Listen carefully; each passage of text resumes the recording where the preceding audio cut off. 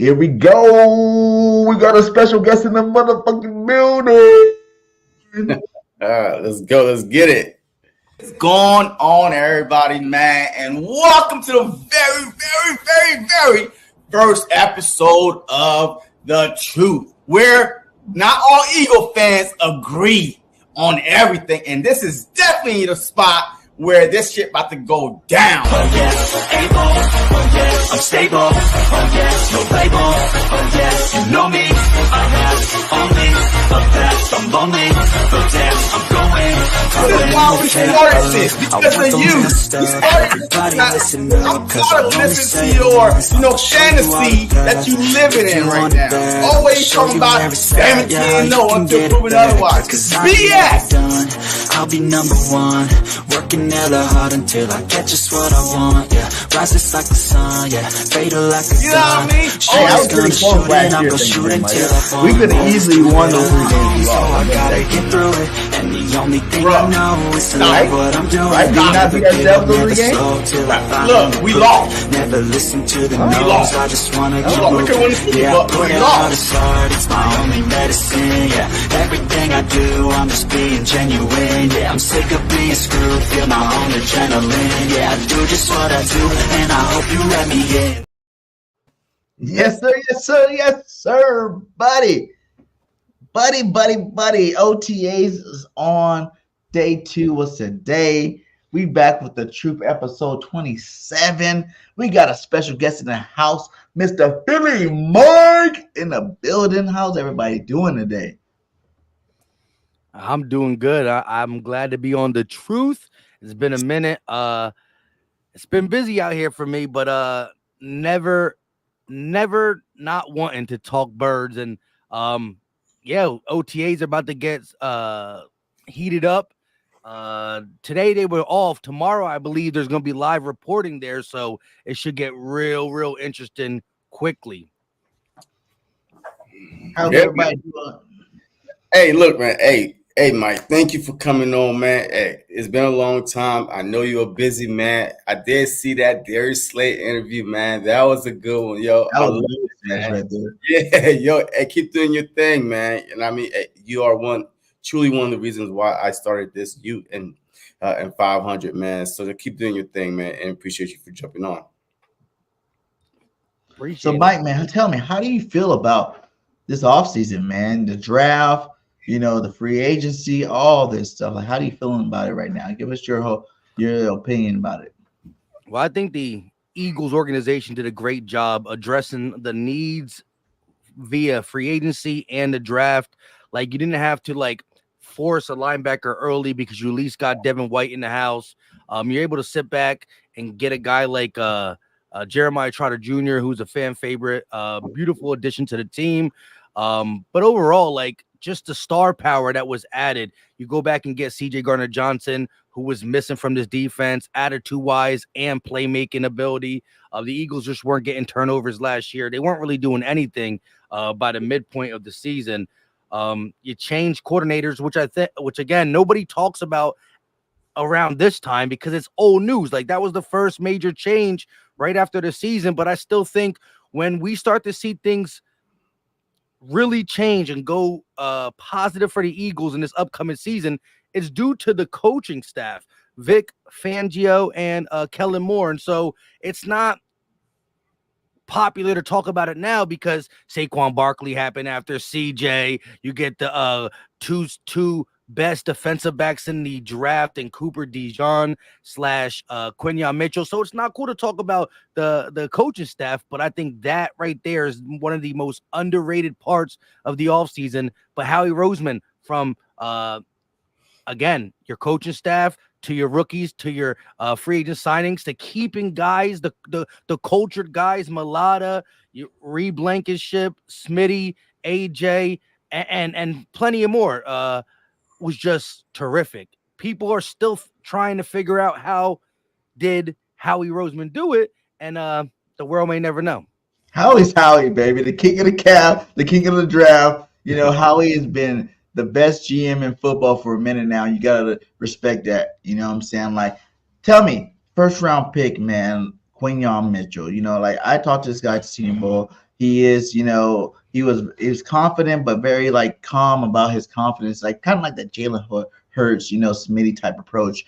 And I was like, man, I don't even know when you're gonna get drafted for real, for real. And then it seemed like right after the Senior Bowl, everybody's like, this guy's going first round, this guy's going first round, And I was like, how's some guy from some small school, that is gonna go first round to anybody, let alone the Eagles. And the Eagles went up there and got him. How do you feel about Quinyon? What kind of impact you think he's gonna make on the team? I really believe that the Eagles were gonna get him just due to the fact that what's his name? Tony Pauly what was reporting that was the guy we wanted. If we move up and or if both of them are there, Quinyon Mitchell and what was the dude who went to the Lions? But Terrion Arnold, we would get Quinyon. I like them both. I agree that odds are the player from the bigger school who play better competition, blah blah. Odds are he has a better chance to have a low bust factor. But there's just something about Quinyon's tape that just stands out. It was something about the way he moves his paws, hips, gets out of his breaks. I think in a Fangio system, you need that. And I think what's more important that not many people talk about is Quinyon Mitchell's eyes, right? I think that Gate City said it from the grip. I think he thought that Quinyon and DeJean had the best eyes of the DB room. Not saying DeJean was way better than Terrion Arnold, but eyes. And I think that's important in a Fangio system where he is going to play off coverage a little bit. You're going to see, you won't see it like maybe as much, like as frequent 10 yards off the ball, but you will see some scenarios like that. And it's up to your playmakers to know when to jump, when not to. But I love the pick. Like I said, I did not see that coming. I did not see him being there. I mean, and the worst part, the best part is that we didn't even have to move. Like, we didn't have to do nothing. Like, that's the reason why I didn't want DB in the first round, because I'm like, yo, what would we have to give up to move up to get one of those two DBs? Like, I mean, is it worth it? And then if we do trade up, you have to start them. Like, you can't trade up, give up draft pick, give up your future picks to sit them on the bench. You have to play him. But he gonna ride Pine this year. But once he fell down to the Philadelphia Eagles, this year without no reach. And matter of fact, look, all right, let's put this out there right now. Since BIRDGANG keeps saying that, ride Pine this year. So the last show, we did a little side bet. All right, because I think that Mitchell will start on the outside. I don't think that Bradbury will be on this team post June 1st, and I think that Mitchell will start.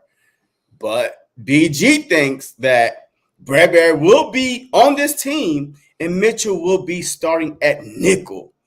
What is your thought on that? If anything, where would he start? I didn't even say he was going to start at nickel. Yes, I just said he wasn't going to start at all. Yes, all right. He ain't going to start at all. He's going to play. I don't say he's going to be in the game. I'm not going to say they're going to get him on the field. But I'm saying he's not going to start this year. Jersey on this deal right now. First game of the season, though. Just keep it real. It's the first game of the season. I'm saying from the jump, he's not starting. Vic Fangio's an old school coach. He wants some veteran players to help run his scheme. We weren't saying this about Bradbury 2 years ago when he was All-Pro. You know what I'm saying? Like, we weren't all down on Bradbury when he was All-Pro. So he had a bad year, but guess what? Everybody on the goddamn team had a bad year last year. When that slump came, I said it numerous times. I don't think anybody should get a pay raise this year. No one, from fucking Smitty to AJ to nobody, should have got a pay raise this offseason because of the way they played at the end of that season last year.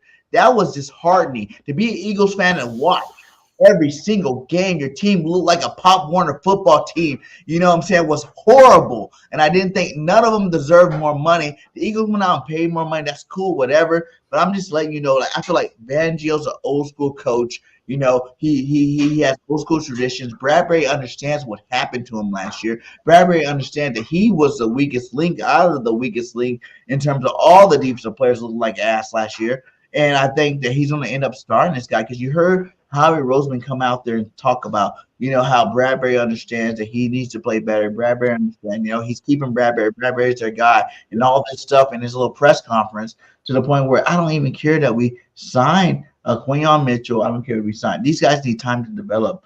You know, Quinyon Mitchell played on like what? I want to hear what Mike have to say. I already hear your diarrhea Never win against nobody that's worth BS from last time. Y'all want to hear that crap again, man? Yo, you said the Okay. same. We got a special guest. We look at Mike. What do you got to say, Mike? Counter me, Mike. Tell me why Quinyon deserves a start. I mean, again, I'm definitely okay with the take that Bradbury shouldn't be on the roster, like what he did last year. If he would be a June 1st cut, I'm not complaining, but I also have been a little lenient to Bradbury due to the collapse of the whole team last year, right? Like he got cooked in a lot of one-on-one situations. They forced him inside early in the season. He got hurt. Like he was playing a game that doesn't fit his game. And so I think we hindered him a lot. That being said, you draft two defensive backs, whether DeJean is a corner or a safety or a nickel, he's a defensive back. You lit the fire under both Slay and Bradbury that the inevitable truth is y'all going to be replaced. Maybe not right now, but soon. Slay, I think, is safe due to this year just because he's our best corner. And I think it really is Slay's last year. When I had Slay on, we talked a little behind the scenes, and he said on other podcasts too, like his cap hit, like the same thing that happened going into 2023 where go check if you can get a deal, blah, blah, blah. It's going to happen again, but this time we're not going to match it like the same way. Why? You got Quinyon, whether he plays or not, he'll be going in a year two. DeJean will be going in a year two. There's no way Slay's staying with the Eagles unless he just takes a discount.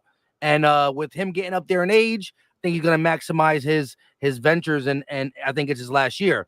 Bradbury, on the other hand, we signed him for what? I believe it was not this offseason, last offseason for what? 3 years? Was it 2 years or 3? 3 years. So 3 years, that means he got this year and next year on his contract, and he's getting paid pretty hefty. So with the tape he put on last year, I don't know how many teams want to trade for a guy like Bradbury. But again, an organization could say the Eagles misused him big time last year. We play more of a zone scheme. We're gonna do this, that, and the third.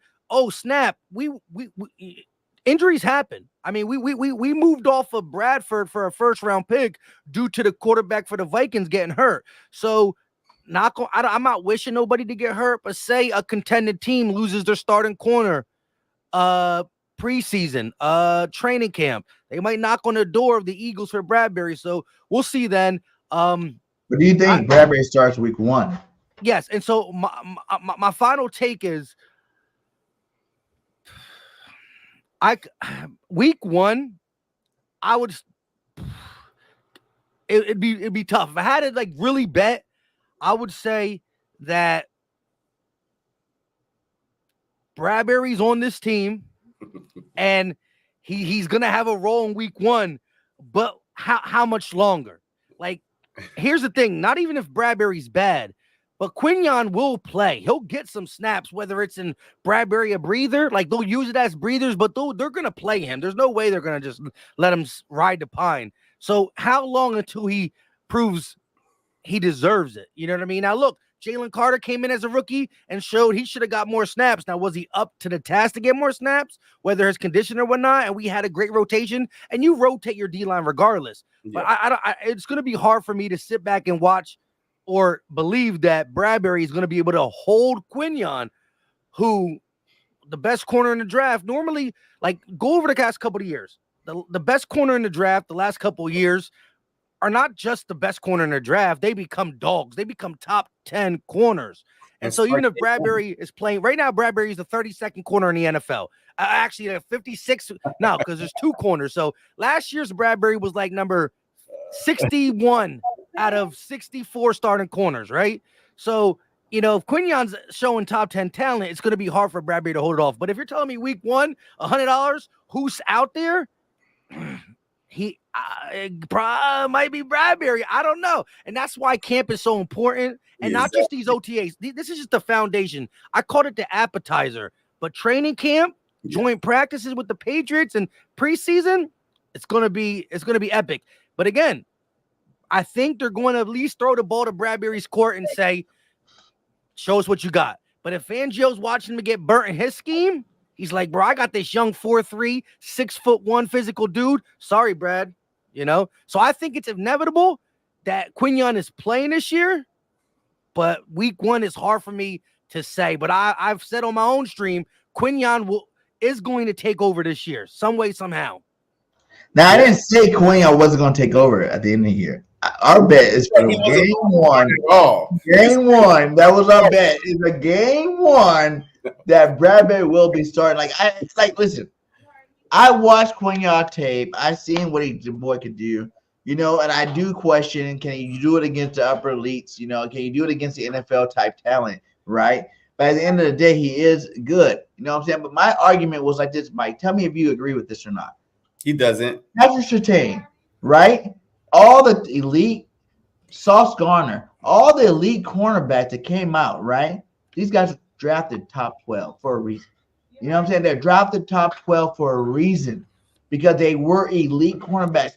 This guy wasn't even a first defensive player off the board for 1. And for 2, he went 22 in the first round draft. Now tell me, do you take a 22 pick, you know, compared to a top 12 pick? NFL organizations understand eliteness, you know, and that's why Patrick Surtain is who he is. That's why everybody would love a Patrick Surtain team. Hold on. Compared to a guy like Quinyon Mitchell that's drafted 22 overall. J.C. Horn was drafted before Patrick Surtain. J.C. Horn's not elite. Well, he was drafted before Surtain. Elite. No. What I'm saying is, though, look. I'm saying J.C. Horn's like second tier. But this is what I'm saying. J.C. Horn was drafted before Patrick Surtain, so that means organizations made a mistake.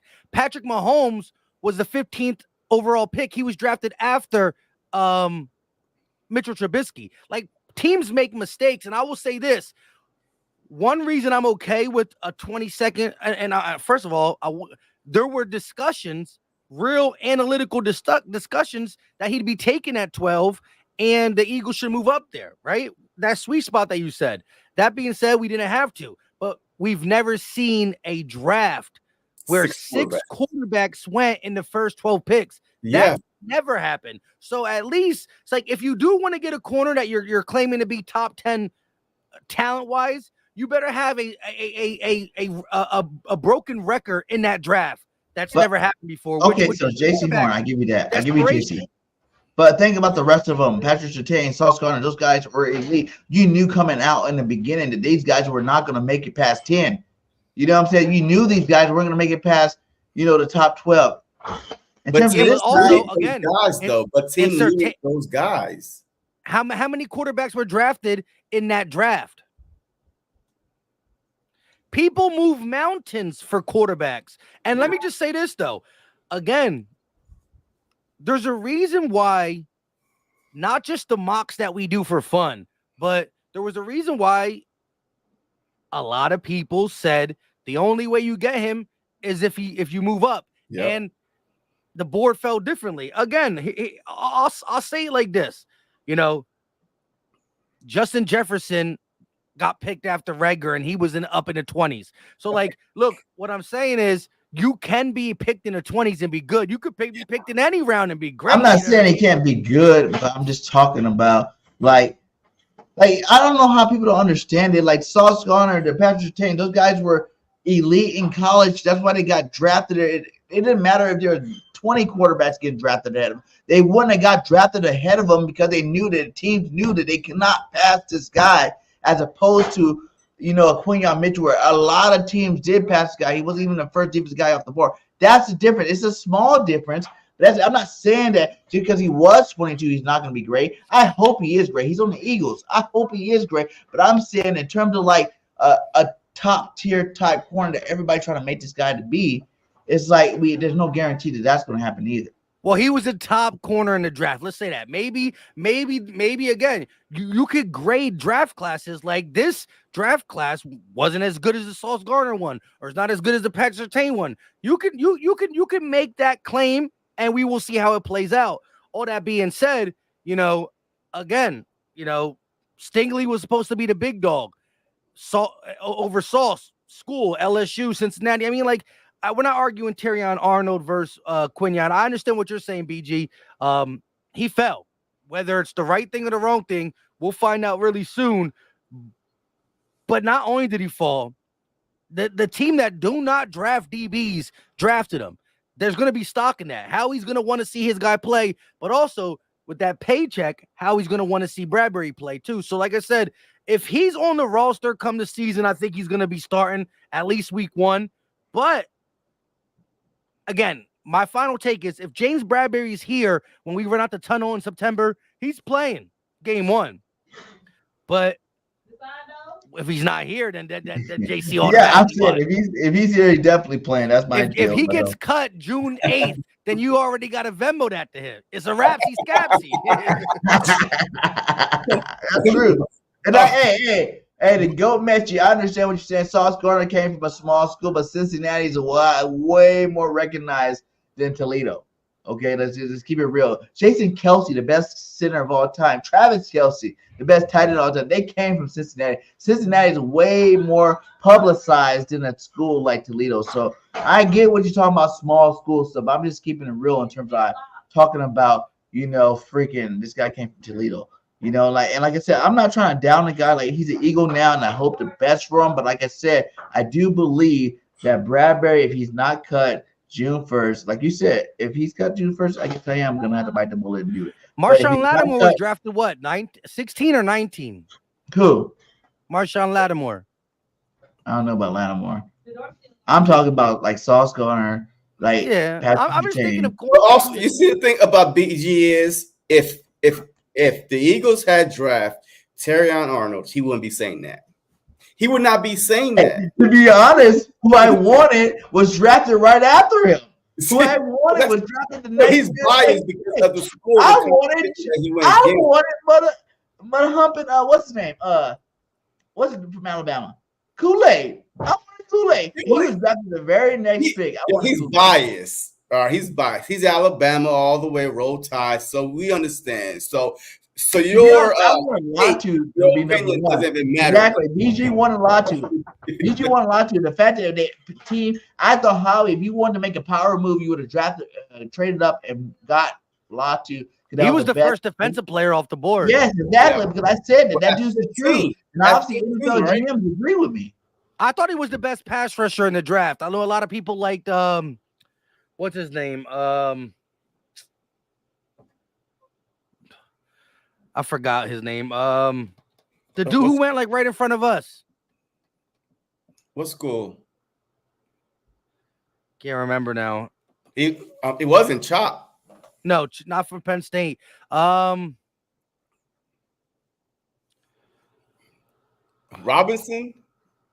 Denorius Robinson or something like that? Somebody in the chat. Dallas Turner. That's that. There it is.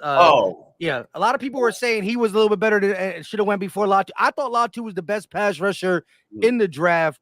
I thought that maybe his injury history would push him back, but when he went, look, I mean, all I know is the board fell for us twice. I mean, what are we going to hear? The BG, you got something to say about Cooper DeJean? I do got something to say about Cooper DeJean, to be honest with you.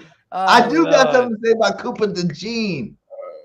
I do like the guy for real. I ain't even stunned. Like, I like both of them. And in fact, listen, I said what made up for it was the fact that you didn't just get Quinyon, that you got Cooper too. You know what I'm saying? So one of them got to pan out. You know what I'm saying? One of them, you got the two top corners. One of them got to pan out. But my thing was not really a slight on either one of them. It's just like that the talent compared to other years in terms of cornerbacks was not the same. That everybody tried to put it like they were the same style quarterback, the same caliber quarterbacks as before they got drafted early in the drafts. And I was telling you that they're not the same caliber cornerbacks, but they are good cornerbacks. They're not the same caliber cornerbacks, though. And I like both of them. Like, both of the guys are good. Like, I ain't gonna stun on it. But I'm just saying they're not elite. Like, I don't feel like either one of them are elite. I mean, hey, we just got to wait and see. Yeah, I mean, but look, we'll the see. Eagles have 19 DBs on this team right now. 19. When I say DBs, that's corners and safety. 19 of them. I think we got about like 6, 7 safeties and about 12, 13, cornerback. So a lot of them are not going to make it. So who would you like to see, or besides the Mitchell and the Cooper, who else? Like, what other DB that you feel like, okay, after Slade Bradbury is gone, should be on this team and even have a good shot to start this upcoming season? Yeah, it's for the safeties, I would like to see, again, CJ Gardner-Johnson, Reed Blankenship, Sidney Brown, and I believe that Cooper DeJean is a future corner for the Eagles for sure. But I mean, right now, if we're trying to maximize 2024, yeah. I think if he plays safety and or nickel, it maximizes the talent on this team, because right now you got Slade, Bradbury, Quinion, and Ringo, all guys that I'm not mad to see. And again, I would put Dean over Ringo just because of his draft status and whatnot, blah, blah, blah. But like, that's the thing. I think we're so deep at outside. If you move him to a different position, you could just maximize playmakers on the field. Like, I would love to see eventually, say whenever Bradbury hands it over, like if you can give me a Slade, Quinion, Dean, CJ, and Reed Blankenship and or Sidney Brown, if that is your 5 DBs on the field, I'm loving it. Not saying that Isaiah Rodgers, if he plays in the slot, can't get some snaps, or Avonte Maddox, he got to stay healthy. But I just think that it maximizes the talent if you move him at nickel or safety on his first year. That being said, if I had to keep, I would keep the I would at least. All right, let me just say like this. I'm going to do it right now. The Eagles got DeJean as a corner, so it doesn't matter what I want, right? If they're going to treat him as a corner, how many corners did we keep last year? Well, we had like 6 or 7. 6 or 7. We had Joe, Hey, Bradbury. Of course, Maddox was there, but he got hurt. But we had to play a lot, because we had to play a lot of corners because Slade missed some time. Slade, Bradbury, Roby, Maddox, Job, Ricks. So like 6. So I think this year you got to go heavier. I think you should keep 7. Again, we know the Eagles always go heavy with keeping offensive linemen. We keep defensive linemen.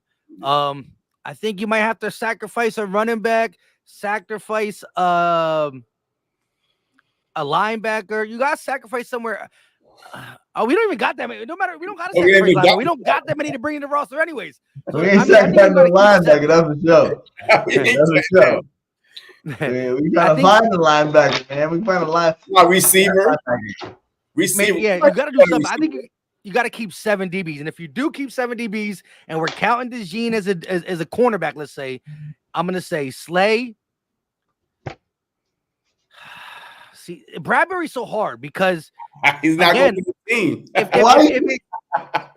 But think about it, Mike. For real, he's the most experienced out of all these cats. Obviously, if he sucks so bad, but Rich can start over him. Job can start over him. Ringo can start over him. He was still that good to the point where he was still on the field.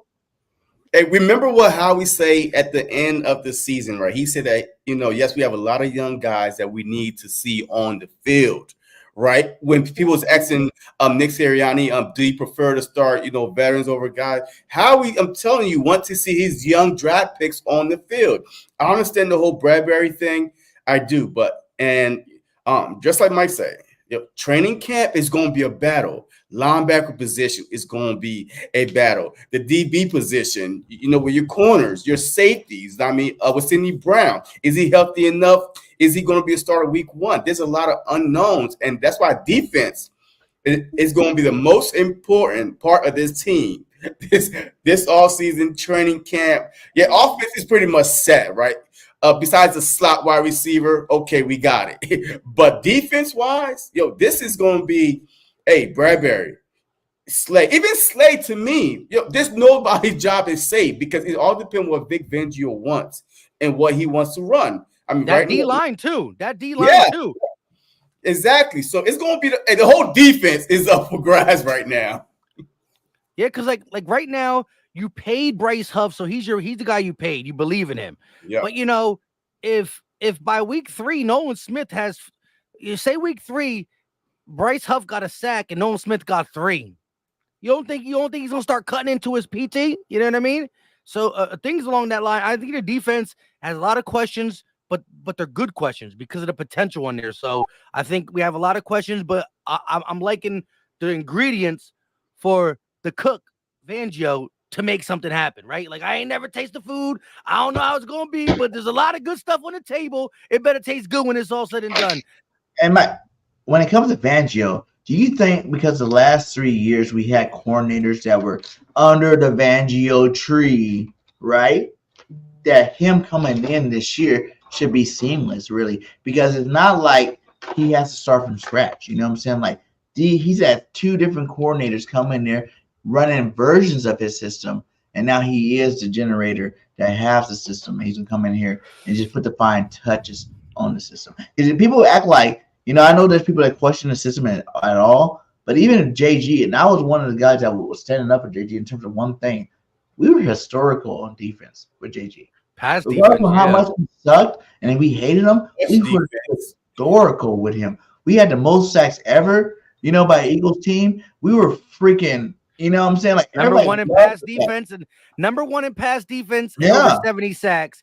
But again, what Eagle fans are going to remember is the selling in the Super Bowl. You know what I mean? But it's like, which version are you going to get with Fangio is what it is. Like you had this historical defense with Fangio, but then you had the side who was in the building too. Remember that? Yeah. JG's second year, Fangio was his advisor. Yeah, but Vic also said that he was focusing on the offense, right? Yeah, that was a shocker when he said that. That tripped me out. He was that year, to go against the Chiefs defense. So, but do you think that the Eagles have the players to run a 3-4 and be successful at it? It all depends on, again, the utilization of then Nolan Smith, Bryce Huff, Josh Sweat included, how they will use guys like Zach Bond, Okurar, Trotter, because like Trotter could blitz. He was blitzing. He was a heavy blitz saved linebacker at Clemson. Again, you're not going to have him on the edge blitz, but it depends how you have your 5-man fronts, your jokers.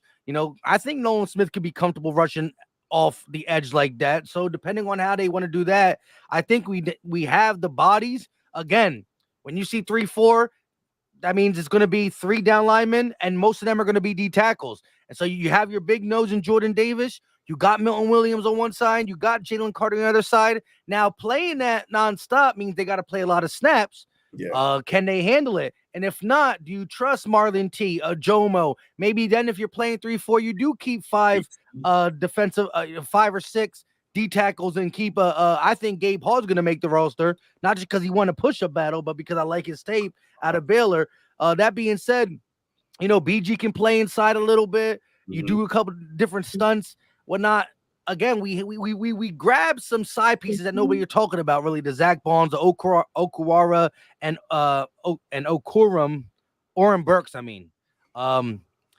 That we could be successful because again, you need a nose tackle to anchor a 3-4, and we got one. Yeah. Now he's slimming down, and people like that. But if he's really going to be utilized as a nose this year, he shouldn't be slimming down. That's what I want to talk about too. Like I think people been overblowing this whole Jordan Davis thing. I think they're like reaching really far on this whole Jordan Davis thing. They're mad at him because he doesn't have all these sacks. Jordan Davis is not the guy. You guys remember we got a guy called Fletcher Cox, right? That just retired, right? Fletcher Cox only had double-digit sacks how many times in his career? You know what I'm saying? Twice in his whole career. But he's an all-pro because he stops the run. That's the same thing as Jordan Davis. He's the same type of guy. we're expecting him to get all these sacks, and he's been plugging the hole ever since he's been there. Well, here's the thing. What I mean? Honestly, like when Jordan, his first rookie year, right? Until Jordan Davis got hurt, we were top 5 in run stuff in defense, right? He got hurt. We had to go get Sue. We had to get Linval. Howie Roseman waited a couple weeks before he even got those guys because he wanted to see what the defensive line was going to do without him, right? And then he went and got these guys. Now we did a little bit better, but we still weren't top 5. Then you talk about last year, Jordan Davis up to the collapse of everybody else.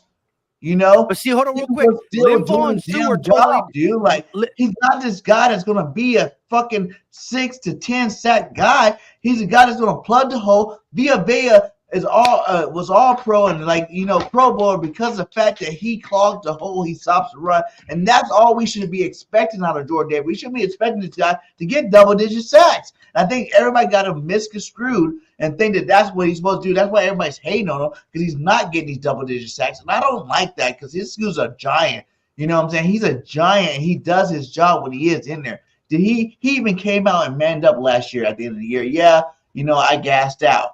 But you got to realize we came off a Super Bowl run, short off season, and he went straight back into it. We were 10-1.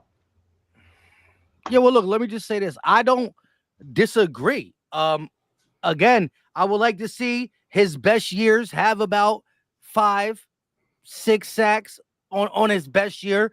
That is what you would see if you go look at a Vince Wilfork, a guy who was 300 plus pounds, 350, Linval Joseph's best years, 6-something sacks. I'm okay with that if you're doing your job as a nose, eating up blocks to let little Nakobe Dean, little Jeremiah Trotter, who are smaller guys. Like, do you understand why Nakobe Dean won the Buckets Award at Georgia? Because he had Jordan Davis in front of him doing what he needed to do. Because I'm a big Nakobe Dean guy, but the one thing that I seen on tape in a little sample size is he doesn't get off blocks as well because of his size. But if you have Jordan Davis doing what he does, it's going to help Nakobe Dean out. Now, I'm not saying you need him here forever just because we got Nakobe Dean. We need a part in them, but that will help.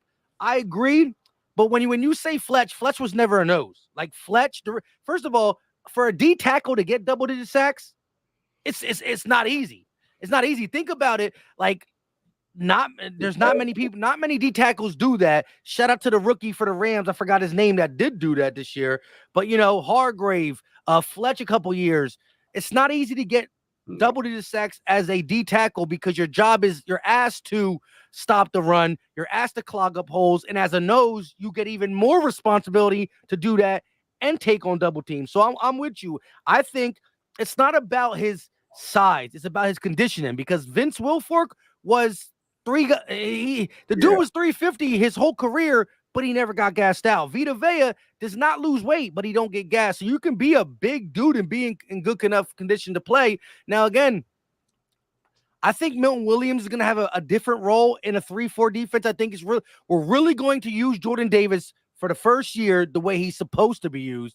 And I think you're going to utilize Milton Williams in a way that he's been asking for. Because when me and LB had him on, like he loves when he's asked to rush the passer, but his gap responsibility on film a lot of the times is to stop the run because he's good at it too. And it was a 4-3 defense, not a 3-4. So I think unsung hero might be Milton, and it's not going to be like he's better than Jordan Davis because he got more sack. It's they work good together in a 3-4, and people are going to start to put respect on Jordan Davis's name if he can stay ungassed. But do what he needs to do because it's going to move bodies. And when you see clean sacks for your linebackers, clean sacks for the other interior guy named Jalen Carter, who I think is going to be the next D tackle to get double digit sacks. People are forgetting about one guy later. Mike, they're forgetting about the guy we picked up from Denver. What's his name? Like Humphreys or something like that. That dude's a big nose tackle too. You know, play behind Jordan. Yeah, he's gonna be behind Jordan. Like everybody think Milton Williams, like Milton Williams not gonna be behind Jordan this year. No, he's gonna be alongside of him. Yeah, exactly. And like that's Jordan Davis' backup. And I think that the more people pressure this guy to go out there and lose more and more weight, like we've seen the pictures, you know what I'm saying, where he slimmed down some more. And I am saying he shouldn't slim down a little bit. But hey, you want this guy to, Villa Vea, no one came out and said Villa Vea needs to slim down. No one came out and said, Wolford needs to slim down. They did their damn job. You know what I'm saying? And I think the Eagles fan put too much pressure on this boy. Oh, it's not us, man. No. Outside media. To get sacked when he's been doing his damn job. Like, yes, he does need to come from the college pro where he wasn't asked to slim down. He wasn't asked to do nothing but play like, half the snaps, because he played on a Georgia team that was national champions, and they had enough talent to go in and rotate with. You know what I'm saying? When he got to the Eagles, yeah, you need to play a little bit more, but you still had a Fletcher Cox that was going to play. You still had other guys that were going to play, and now people to put all this pressure on this boy, he don't went and slam down. That could be detriment to a team. It's just like taking a running quarterback and trying to make him a passing quarterback. To me, that's what I feel like. Well, let me ask you this: if he's getting gassed by week 8 in year 3, then it's a concern. But that wasn't week 8 last year. He got gassed after he chased down Josh Allen, and what? That was week 11. Week 9. All right, 2 more games. That was before the collapse. And that was before the collapse. It was 10-1. Man, he put a lot of effort in that goddamn play. You can't say that everybody in Eagles Nation wasn't standing up on their feet for him. That was after Thanksgiving. Running 100 miles per hour. That's what it is. Now we know what it is. After Thanksgiving, Jordan Davis can never get back. Now we know. No. All right. Hey, let's get to the offense real quick. All right, so what are you most excited about this offense to see this upcoming season with the new offensive coordinator, Kellen Moore? What do you want to see, or what do you think is going to happen? And how good can this offense be? Can it be all-time great with all the talent we have? With Dallas Goedert, I think it's going to be a Pro Bowl this year, but I want to hear your thoughts, Mike. Yeah, I mean, a lot of people are going to eat this year, I believe, offensively. It starts with just the, motion that's going to be utilized across the board from Goddard to Saquon to Smitty, AJ. They're both comfortable playing inside, outside. I know people say like, "Oh, CeeDee Lamb plays inside and outside." Like AJ does it too. He's not asked to do it as frequently because we're pretty predictable. You go over there, beat your man. You go over there, beat your man. Have fun, have a good day. I think the middle of the field will be utilized. I think play action and under center. Now, listen, when I say that, it's going to be utilized more. The Eagles are always going to be a shotgun heavy team. It's just the tradition of way the NFL going. No team is under center more than shotgun anymore. But we were under centered a ridiculously small amount. We were in last place. We had 14 snaps the whole season. I don't know what that equates to percentages, but think about it. The offense takes what? At least I would say, 60 to 70 snaps per game, right? Okay. So let's just say on a low, 60 times 17. Well, no, Jalen was hurt this year, right? How many games did he miss? No, I don't think he missed a game. He missed? No, I don't think he missed a game. All right, well, 60 times 17, somebody do that. Somebody let me know what that is, but whatever that is, it's like what, 700-800? We were under center 14 times. 14. Yes. Like the person who was in 31st place was like at least 50 times under center. Like that's how the biggest difference. That's going to go up. It's not going to go up to like 50%, but it's going to go up. I'm expecting to be under center at least 100 times this year out of everything. And especially in certain packages with Saquon. But as much as I want to see the play calling that is going to be different and all the same toys we had last year, right? Goddard, AJ, Devontae, we've seen them be great.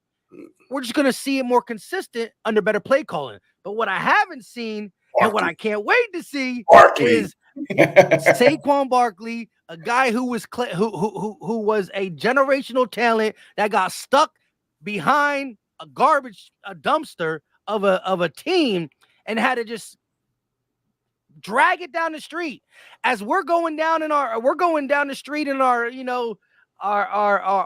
riding a bicycle, he's keeping up with bicycles, dragging a dumpster. It's like ridiculous. And it's really not just the offensive lines, right? You're talking about when a defensive coordinator plays the Giants, they're not worried about Daniel Jones. They're not worried about whatever playmakers they got. They got no playmakers outside of them. So it's like the fact that you don't want to disrespect Saquon by not stacking the box, but how could you do that with these guys right here? Listen, I love Miles Sanders. I love Swift. But it's funny that, again, the Panthers are a bad team, but you've seen the difference. Look how bad Miles is Facts. his only year without us. Facts. Again, Swift in limited touches has his best year with an Eagles team with limited touches. Remember, people were holding run the ball signs and he broke his record. You know what I mean? And you could say, well, he got hurt. Well, guess what? At the point where he got hurt with the Lions, he was still ahead of. So like, even if he did get hurt, he still would have broke his record. Maybe not over 1,000, but broke his record. So it goes to show that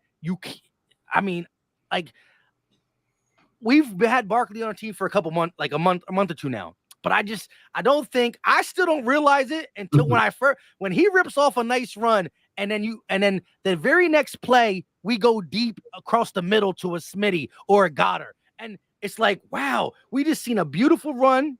Then we see a play action pass across the middle. It's like everything in the first two plays that we've been asking for 17 weeks last year.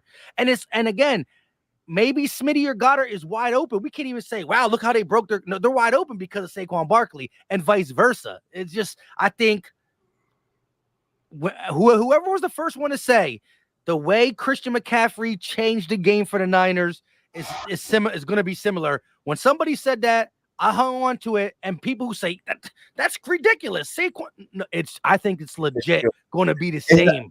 And the point is, I don't even think it's just legit. It's going to be better. Because Saquon was a more tired than a stouted type running back than even Christian McCaffrey when he came out. Like, this guy was a beast, dude. Like, we love Miles Sanders, right? Miles Sanders was this guy's backup. And Miles had 1,300. 1,300 that Super Bowl season. 1,300. It was his backup, though. Like, this guy's legit. And like, all Eagles Nation know, like, whenever we played the Giants, he was the only guy we worried about on the damn team, like, for years. For years. If Saquon is healthy and playing, we had a fucking problem, you know? And now that he's on the Eagles team, it's like, oh, this guy's not very good anymore. I'm telling you, and I said it I was saying that we should get Saquon before you even got Saquon. I was even saying that, like, no, we shouldn't get Saquon. He's injury prone. He's this and he's that. I'm like, no, if he's going to be available, the Eagles need to go grab this guy and go put him on a roster, and that's what we did, man. Like, that was a smart decision Howie Roseman ever did, because he don't need all them carries he had as a Giant. He had to have those carries as a Giant because he was their team. Like you said, we had Ma Booby, who we wanted him to get more carries, but he still was a Pro Bowler. You know what I'm saying? We had Swift. We still said he should get more carries, but he was a Pro Bowler. This guy is a whole nother caliber of player in terms of the running back position. He's a 3-down back. Those guys need to be rotated in. This is a 3-down back that don't need to carry because we got elite receivers on the outside, man. Like, his play is going to be phenomenal just for the simple fact that you got a Smitty, you got an AJ, you got a Dallas Goddard that no one's going to be able to stack the box on this guy, and he's going to take it loose. The year that Sanders had 1,300 yards, if you watch the highlights of Sanders, he wasn't even getting touched for like the first 5 yards because we have such a good offensive line.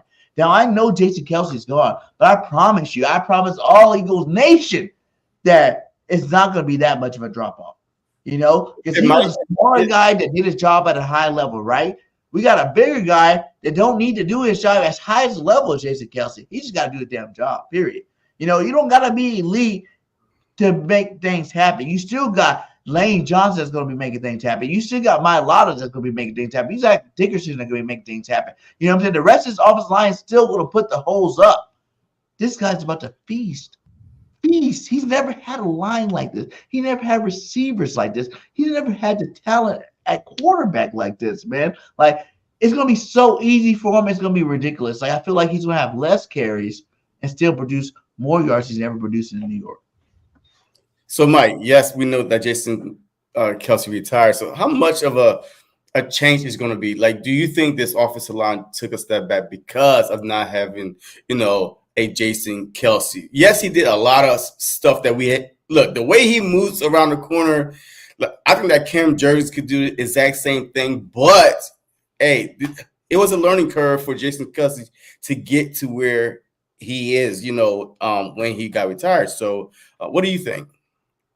Yeah, I mean, like replacing Jason Kelsey is not just going to be easy. I mean, just as last year he was here, he's playing still at a Pro Bowl / All Pro level.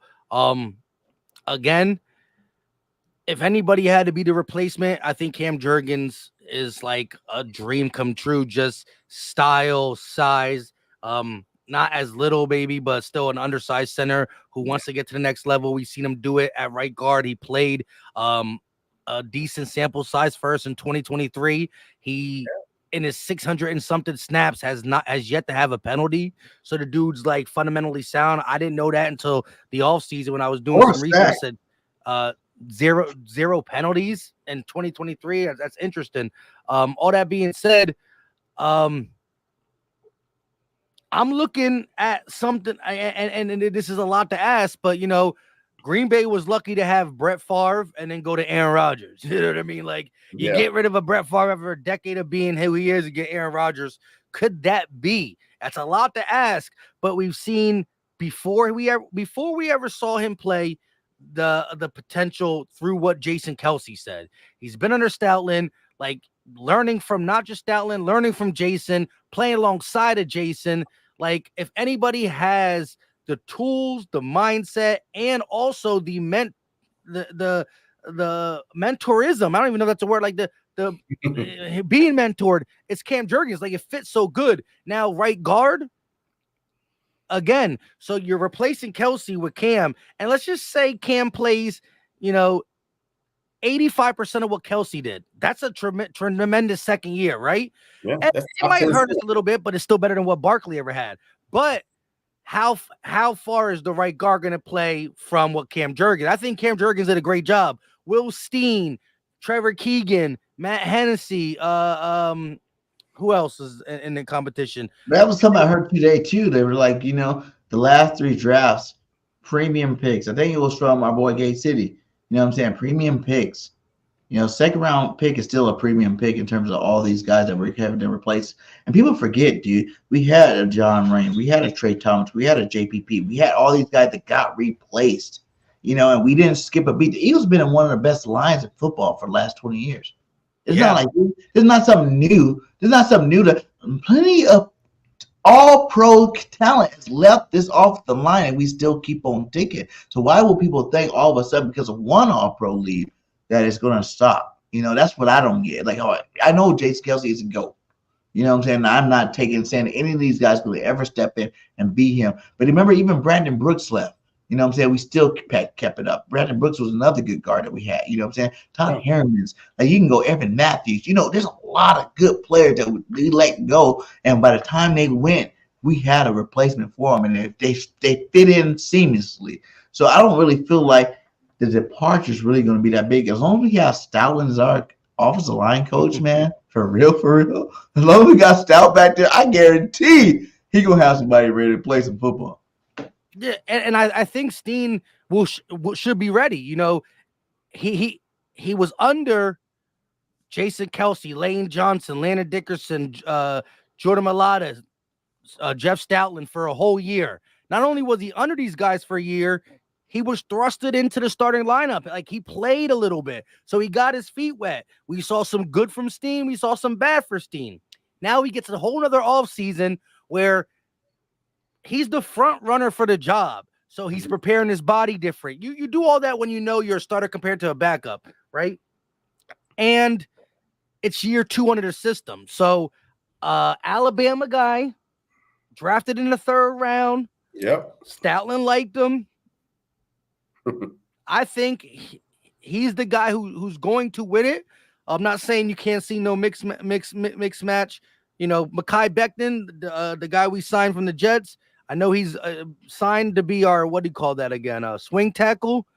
But they said, they could look at trying him at guard. They're gonna start him at swing tackle, but you never know.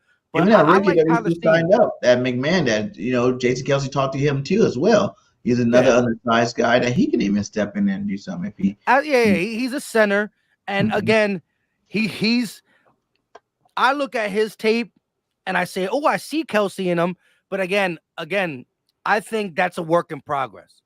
That's something that Stout wants to keep on the roster for 2-3 years and see if he could develop And then if needed to be thrusted into action, hopefully he's good 3 years from now, whatnot. You know, he's a 6th-round pick, similar to Jason Kelce. They had a similar athletic score, but like nobody thought Kelce was going to be able to do what he did. And Howard Mudd saw that, right? Like Stalin didn't draft Kelce. That was Howard Mudd. But you never know. It's not easy to draft a Kelce again. But what I like about Cam Jurgens replacing Kelce is it's a Kelce, but a Kelce that came out of college with more BG's version of talent or eliteness, as you would say. He was scouted higher, right? You know, he wasn't. Kelce saw himself in him, but Kelce didn't go in the 2nd round. He went in the 5th or 6th round. You know what I mean? So I think the offensive line is going to be in the top 10. I don't know where it will rank, but I got to still be around, 6 through 10. I'm not saying we're going to automatically be top 5, and by the end of the season, it might change, but I say fringe top 10 for the first couple weeks. And, and every week is important in the NFL. There's not much where you can be like, well, we could go through this little losing streak and be all right. Now, NBA, you got 81 games. You could lose 7 in a row. It doesn't matter. A month from now, you're sitting top of the East. You lose 3 in a row in the NFL, your season might be over. Facts. Clearly. What about this number 3? What about this number 3 receiver, man? You know, we see Devontae Parker just retired when he realized that he was not going to make the team. He's going to make the team anyway. He's like, hey, you know what? I'm going to go hang out with my kids because this ain't going to happen here in Philadelphia. I ain't got no guarantee. Did he give us the money back at least? Hey, did he give Howie the money back? Shoot, the Patriots are paying us to take them. Oh, yeah. Like, we're going to collect this check and, I'm going to go have a good time, you know what I'm saying? With this number 3 receiver spot, do you believe that this number 3 receiver is on the team? I know everybody loves what they see out of Anaya Smith, you know what I'm saying? And even Johnny Wilson looked good because I was a huger fan for Wilson, to be honest with you, than I was a Smith, just because he was a bigger style receiver. And I feel like we already got those quick, Devontae Smith is fast as hell. AJ's fast as hell. We got the power, we got the speed, the slimness. You need that big guy that's going to be in a red zone type receiver and go out there and catch the football, in the end zone. So I was a little bit bigger on Wilson, being a Florida State guy that he actually put up some nice numbers over there in Florida State, to the point where it's like, I could see this guy coming in here and doing something. But, getting both of them, do you think, and even Paris Campbell, man, he did have a good year with the Colts, you know what I'm saying? Like, he had a good year where Paris Campbell scoring touchdowns, doing this thing. Like, do you think that we have that number 3 receiver on the team, or should we go out for a guy like Renfro? Hunter Renfro had a bad season last year. Before that, Hunter Renfro was one of the most talked about receivers in the NFL on the Raiders football team, you know what I'm saying? So they got some more receivers over there to kind of push them out of the way, but, there is still some talent out there. Do you think that Howie Roseman is going to make another move at the receiver spot? I talked about it in my video. I think right now we have wide receiver 3 in house. It's Anaya Smith or Paris Campbell. Either one is fine with me because when we signed Paris Campbell, I wasn't like yes, but I was like, this guy's gonna be a Zacchaeus possible upgrade if he stays healthy. Like, I just think that he fits what we're doing, and he has. Zacchaeus was shifty, able to catch. And listen, he came up with some clutch catches. So I'm not trying to poo-poo Zacchaeus. Like, again, I say that like me knowing me, like when we got Zacchaeus, like getting Zacchaeus, my level of confidence and getting Paris Campbell, my level of confidence is higher for Campbell for sure. But I did see what Zacchaeus did, so I'm like, it is good stuff. That being said, Anaya Smith is. Aiden, go downstairs, Papa. My son just came upstairs. Anaya Smith is interesting. And I just talked about it in my video. Campbell in his career in the NFL, 69.1% he spent in the slot. And Anaya Smith, 70 point something he spent in the slot in college. So I think they both fit seamlessly for what we want to do. Now, Campbell has probably a little bit more speed for the seams, and he's a veteran, so he might get the first crack. But I do think that Anais is a true weapon. I think he's very underrated with the ball in his hands. Hey, I don't think we're going to throw many screens, but if we do, I ain't mad at throwing screens at him with AJ and Goddard blocking. Not Smitty. AJ and Goddard not blocking. Smitty, exactly. Not Smitty. I hated that. Yeah. That being said, so I think he's going to finagle his way some touches. And if he can show up in moments better than a veteran, he can take it. But I think we got wide receiver 3 on the roster. My question is, what happens if again, and just because they played 70%, both of them in the NFL and in college in the slot, that means the other 30% they played outside. They can. But what if we do need a wide receiver to play outside for 3 or 4 games? What if we get, and knock on wood, fake wood and real wood, that AJ or Devontae don't got to miss. And listen, I'm not saying all year. I'm saying they got to miss 5 games, 4 games, right? Like, they're going to be back for the playoffs, but they got to miss some time. Do we feel comfortable with pairs playing outside? And then who plays wide receiver 3? Or do we feel good with a Johnny Wilson outside, a Joseph Nagata? Right now, that there are 2 outside wide receivers on the roster. Now, it's 2024, right? Justin Jefferson is just a slot receiver. No, but he's also shown the 6'1". Like, Anais Smith is a small dude. So I think they could play outside. I wouldn't be mad if the Eagles go out and get a veteran who's on the roster just in case of emergency. Now, here's my thing. If Smitty go down, AJ could carry the load with other receivers. And I think Smitty can carry the load with other receivers too. And we can't forget Dallas Goedert, who's not a wide receiver. But again, this is 2024. Anything goes. And Saquon can get the ball in the backfield too. If you got a guy like Dallas Goedert is a pass catcher. Saquon Barkley is a pass catcher. So you utilize things like that. So like, I don't think it's that big of a deal. Hey, look, if you need to, you what TJ Uzoma is that tight end, and Dallas Goedert lined up outside. I seen Zach Ertz go out there and play the X position at times. You know, we were forced to because we had no receivers. But I think with a creative play caller, it's not a necessity. If we went out and signed a veteran guy like Devontae Parker, whose sole job is to just stay put and only play if certain guys go down, which I think that would have been his role. I think if he made the roster, he wasn't wide receiver 3. He was behind a Devontae or AJ for an emergency, you know? I think he would have been like a rotating 3. Like, it's like kind of like last year. Smitty, like they still had Quez at 3. They had let Parker get a catch. They had Zacchaeus at 3. They had Quez at 3. They had whoever they wanted to throw in at 3. Because 3 really doesn't matter. But I feel like at any year, it will matter. Because if you look at Kellen Moore's offenses, the number 3 receiver has come in clutch. You know what I'm saying? Like, Gallup didn't have a 1,000-yard season until he had Kellen Moore, and he brought him in there, and he had a 1,000-yard season after number 3 receiver when he had Cooper, when he had Lamb. You know what I'm saying? So I think even they talked about the San Diego Chargers. You know, they had their 2 top ones. I don't even want to think about the name. Mike Williams. Yeah, but the Chargers and the Cowboys, they have a Dallas Goedert. That's where, you know what I mean? That is true. That's true. But I'm just saying at the same day that Dallas – they had a decent tight end at that time when they were the number 1 offense. When they were running. They had the dude from the Texans, Schultz. And that was the only time you ever seen Schultz doing big things. Top 12-ish guy. We got a top 7 guy. You know what I mean? Yeah. But is he really? You know, because he hasn't really shown it. He hasn't been healthy the whole season. It just shows. Well, I mean, I'm talking about talent when on the field. I can't help when he's hurt. You know what I mean? And that's the thing. If everybody says, oh, he never got 1,000 yards. But look at his numbers in the time he played. Just again, if he played 8 games and has this, just do the average and put it on. He would have cracked 1,000. His job is to stay healthy, and it's Kellen's job to get him the ball. So got to do something too. But I just think that again, like I think the playmakers on offense we have now is suitable to go in the season. Like I thought Parker was a guy who wouldn't make the team, and if he did, he was just chilling on the bench as a veteran. So I don't think it's that big of a deal. Who's going to be that tight end 2 spot if Goddard does go down? Is it going to be Alberto or is it going to Uzma? I mean, we signed TJ Uzoma for a reason. He's not I still think with the Jets, he made some plays last year. I think he's suitable. He's a C- tight end. He's a guy that could be a red zone threat, you know, blah, blah, blah. And again, CJ Uzoma, did he ever play with the Smitty and the AJ on the side? So again, Goddard gets hurt. TJ Uzoma. He played with Chase, right?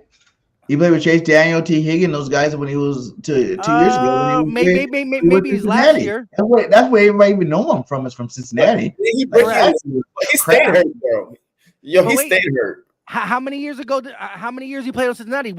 Maybe the last year with Chase? He might have played 1 year with Chase.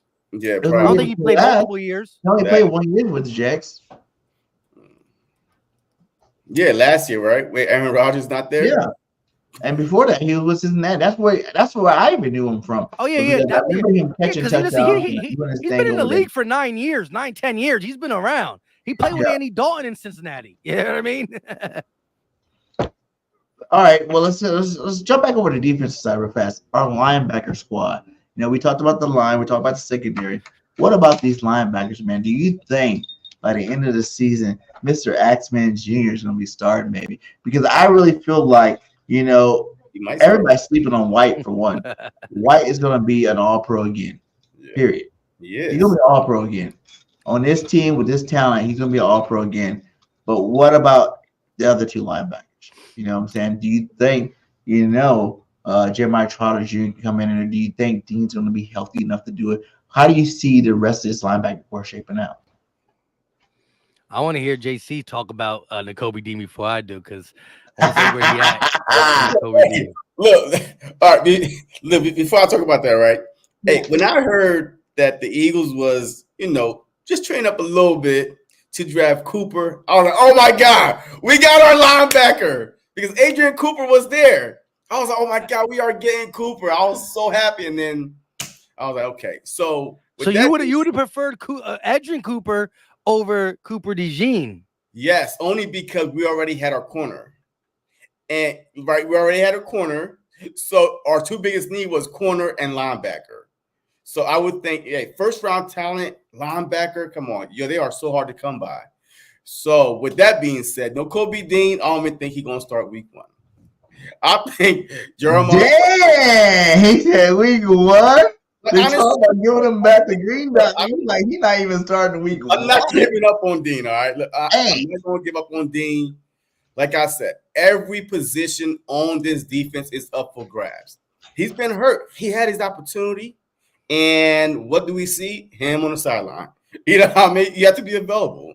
So it's gonna become it's gonna come down to Trotter versus Dean. Who could, I guess, learn whatever defense that Vic Fangio is trying to teach, who could get to the hole faster. I'm telling you, because Dean, to me, I want to root for him, but I haven't seen nothing to root for. So, I want to give somebody else a chance. But if it's healthy, hey, so be it. But that's my take on that. It's going to be Devin White, though. White is definitely, the guy. And it's going to be up to Dean and Trotter to battle it out. Do you see Zach Bond? Could you see Fangio making it where he plays like in Fangio's eyes? It's Devin White, Zach Bond, then I think that was Kobe Dean / Trotter. Now I can see all Cap. He came out with being like a Van Winkle. Van Winkle. Remember Van Winkle with the Dolphins? Yeah.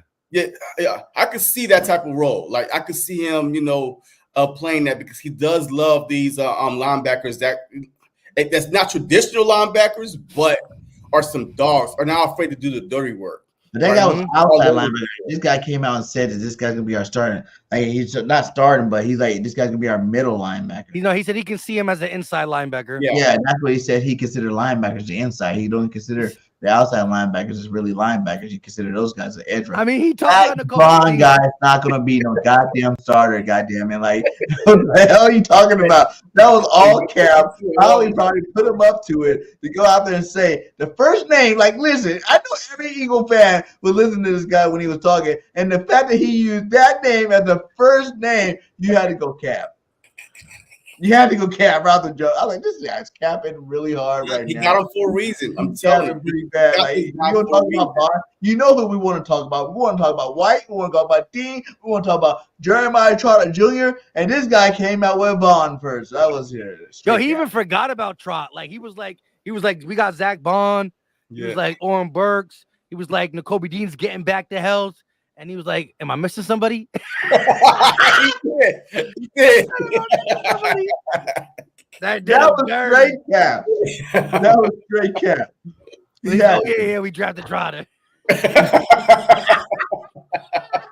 Yo, hey, do you think that was a forced pick though, Trouter?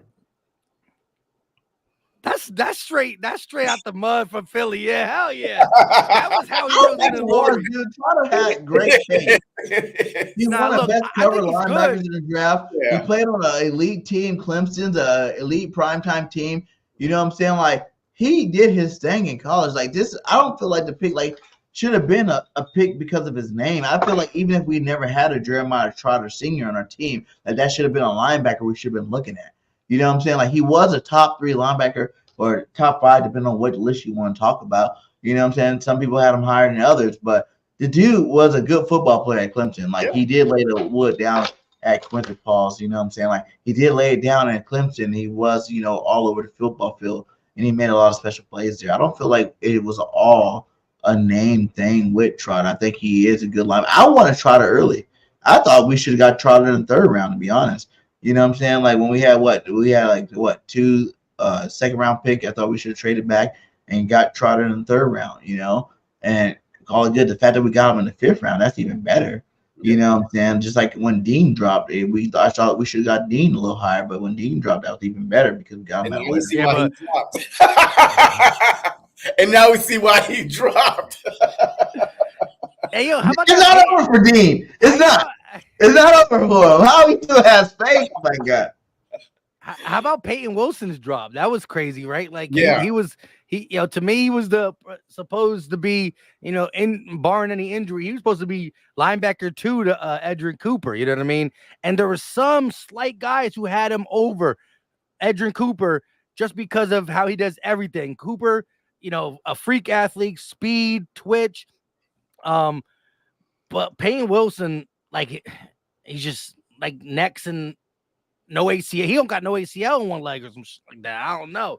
That's crazy. But to Dean and Trotter, here's my thing. Now I'm with you in the sense that Trotter's tape at Clemson was good. Yeah. He's a good player, but you can't tell me that, like, Howie, the organization wanted him more than Fangio. Like, it is what it is. Like, I just think, like, You think it's a helper pick for real, Mike? No, I don't think Fangio didn't want it. I think Fangio was like, yeah, he's a solid guy. But Howie's like, how solid? And he's like, I could work with. He's like, I just think, yo, you seen Howie clapping. Like, listen, I'm not saying it's a bad thing, but I mean, you said he's a homer pick, goddamn. No, it's not, because we picked him in the 5th. I think it would have been a suit. I think it's a still steal to me, because I had him. Listen, I didn't have him honestly had him as my, like, again, barring injury. It was Cooper, Wilson. I had Junior Colson over him. And I think there might have been even one more guy. I had him as my 5th linebacker, and I said I would like him in the 4th round. Got him in the 5th, so I ain't mad. The game is good. I just think that, you know, I mean, Trotter Jr., like, we got him in the 5th and we traded up. Like, once he felt that long, like, I mean, he probably would have felt to us if we didn't trade him. I don't know how far back we were, but how it was like 5th round, he's still here. I gotta go do it. His dad's gonna kill me. You know what I mean? But here's my thing. I think it's gonna be good competition. Yes. I think the linebacker room is wide open. I think they're gonna say it's wide open but Devin White is king in his, you know what I mean? And I do think we get in clean slate Devin White. We get in prove it deal Devin White. Yeah. We get in all pro. Yes, I really do. Super Bowl champion. Super Bowl champion Devin White. Lead it on the defense. Team captain Devin White. Devin White. As for Nakobe Dean, oh man, they're gonna force him as linebacker 2. Mm-hmm. Yeah. Can he stay healthy? That's the first thing I gotta see. I've seen some good, I've seen some bad, but it's too little of NFL tape to really judge. The dude got hurt at halftime week 1 against the Patriots. You can't tell me because he got beat over the middle 2 times in 2 quarters that he's trash, but you also can't tell me he's great from it. So like, there's not, and then he comes back in Kelly Green, and he gets hurt again. So I mean, how many? Like, listen, his rookie season he played 30 snaps. His starting season, I don't know, but maybe 35, 40, 50 snaps is not enough tape to tell me he's good or bad. So I start with health. If I can get 5 straight games, we'll know if he's trash or not. Because you can't say, well, he got 2 years of NFL at least, NFL game prep, NFL study. He's been talking with NFL players. So if he's playing 5 games and he gets benched, then he's done. And it sucks to say that now. You might be done with only like 80 snaps under your belt because it's 80 snaps in 3 years. You know what I mean? So my thing is, I'm giving him the benefit of doubt. I went back and watched him in college because I hear so many people. My comment section is crazy. Hey, like, D was legit. Come on. Yo, and again, and I picked up on him using Jordan Davis as a buffer for real. Like, I'm gonna break that down as we get closer to training camp if I start hearing things more. All that being said, I still think he's a baller, but he got to get on field. I'm not here to say he's gonna be the steal of the draft for 2022. You know, I'm not here to say anything crazy, but I'm the guy who's willing to see him on paper as linebacker 2, believing that he can hold it down with who's on the roster and maintain it, and then at least show me for a couple weeks straight. That being said, Trotter's going to be on him. The way they want to use Zach Baum's going to be on him. And don't be surprised if OTAs, we start seeing like, damn, these linebackers really do suck. Like they're saying it behind closed doors in their head. Don't be surprised if we don't see June, July. Hey, what up, Zach Cunningham? You still don't got our. You don't got No! Don't do it, Mike. Don't do it. And we gotta bring back Zach. That means Junior was a bum. That means freaking Dean was a bum. And we gotta go back to Zach Cunningham. No. Look, if Zach Cunningham comes here, then you really think, what's wrong with Nakobe Dean? But you can't listen, there's no poo-poo in Jeremiah Trotter. He's a 5th round rookie. He has 2-3 years to see what we got. Yeah. If we get Zach Cunningham, then you could question the health of Nakobe Dean. I'm going to question the health of Nakobe Dean before I question the talent. But there's going to be questions about Nakobe Dean if Zach Cunningham comes. Now, if we play true 3-4 and we see a lot of Nakobe Dean switching in and out with Zach Cunningham, sometimes 3 linebacker sets is not, then it's different. But and look, Zach Cunningham, another one. Nobody. Nakobe Dean better come get his goddamn job. Or he go be on the unemployment line for real. Unemployment line, getting freaking food stamps for his family. Man, like, get the fuck out of here. Yo, but was Zach Cunningham bad when he was healthy? Now again, he's not guy getting hurt. Well, in coverage, that one game, yo, Debo, hey, remember that 49ers game? Yo, that was on Cunningham. No, man. Hey, it's been great football talk. I got one more for you, Mike, man. The NFL schedule, man. How do you like the schedule, man? You know, how do you like the week 5 bye? Do you see it? What kind of way too early predictions can you give us for the Philadelphia Eagles? How many games you going to? Man, I need to get to a couple of these games. I've been out of going to the games for a minute. Last game I went to was the Philly Sports Trips in Washington. Yeah, I was there. You see us smack up on Carson Wentz, but I'm definitely going to go to some games, so I'll get that tallied up soon. As for the schedule, I do not like the 5th week bye, but it is what it is. I think going over it more in depthly after I was live, noticing that we don't play anybody off their bye is pretty good for us. Like last year. 5 primetime games, I like it. More 1 o'clock games, I like it for tailgating purposes. I think, shout out to Simone. I saw her say that on LB stream. The fact that we played Dallas and Philly the second time, to me, is nice. That is nice. And you know, I like the way it's set up. Even with that 5th round bye week, I still like the way it's set up, minus that. But I can see us coming out the bye week you know, which is a perfect spot for a team like Cleveland at home, who I think Cleveland's going to be better this year. They got a good defense. Chubb might be better. Back. I don't know where Chubb is, but Watson in year 2, I think he'll have his football leg. So I think Watson will be playing some good football this year. That being said, our bye, although it's super early, it's coming at a spot where we could use it to go against a good team like Cleveland and maybe start the season 5-0. And then after Cleveland is the Giants. So that's auto win right there.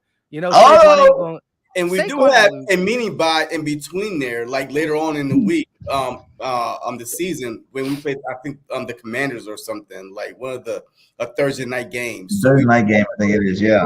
In between there. So I like it. I mean, and they did put some of those type games in there, I will say. You know what I'm saying? Even like, you know, we're playing on Friday, but then we don't have to play the following week, you know what I'm saying, until like whatever. Monday, like, yeah. So we're getting a little extra time out in terms of that. I hate the bye week being at week 5. I freaking hate it. I think it's dumb as hell. I don't think no team should have a week 5 bye, for real. Like no team in the NFL should have a week 5 bye. You know, it needs to be at least 7. The Cowboys can. No, it's a 7 or above. You know what I'm saying? Like play some real football. Like by week 5, come on. Most teams are just getting into full swing in week 5, you know, and now you got to tell them you got to go on a bye. And what happened if we get late injuries? It's like you don't have the extra bye week to get these guys healed up to come back and play, you know, where it don't matter. Like, you know, the end of the season where it matters, you know what I'm saying? Like you can go 5-0, 6-0, obviously 10-1, and then have a late season slump and got some people get hurt or whatnot. And now you don't have an extra bye week to get guys healthy.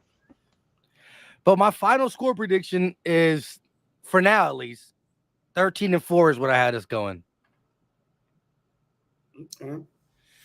Yeah. What do you guys have? 14-3, baby. But we could go 15-2. But I'm saying I'm standing on it. Like the last time I predicted this, it happened. 14-3, Eagles win a Super Bowl.